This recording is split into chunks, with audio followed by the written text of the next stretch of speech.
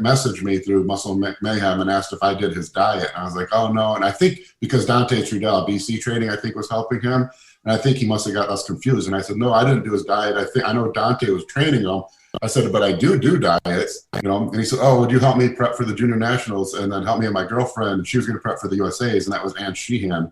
And, this is 16 or 17 years ago. And I'm actually, Ann's doing a contest next week as a pro bodybuilder now. I'm still working with her almost 20 years later. Wow. But anyways, they brought over Elena, who was a top female bodybuilder, and Chris Perticari, who ended up taking second to Phil Heath that year at the junior nationals, Yeah. And so anyways, long story short, I had 7 people, all of them placed in the top 5 at the junior nationals that year. And it just kind of snowballed from there. And from then on, it was a legitimate business, where I was working with a lot of competitors. It built up slowly for a couple of years, but then the 2005 junior nationals are really what kind of took it off and made it a legitimate career, I guess. I was really lucky that with Muscle Mayhem, that's where everyone was kind of at. And I was just I've never advertised. It's always been word of mouth.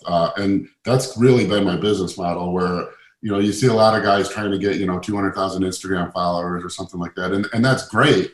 But, coaching isn't a high volume thing. I charge $250 a month, or if you buy a year at once, it's only $150 a month.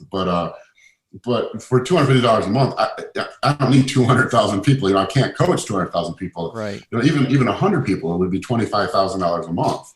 So so my approach has always been really, really focus and care for my clients, so that everyone feels like they're getting better coaching and better care than they're going to get from anyone else. And then that word of mouth of that is what it's all been built from. I've never advertised, or I've never posted a single time, taking on clients or anything. When did you transition, or was it a full transition into the powerlifting side of things?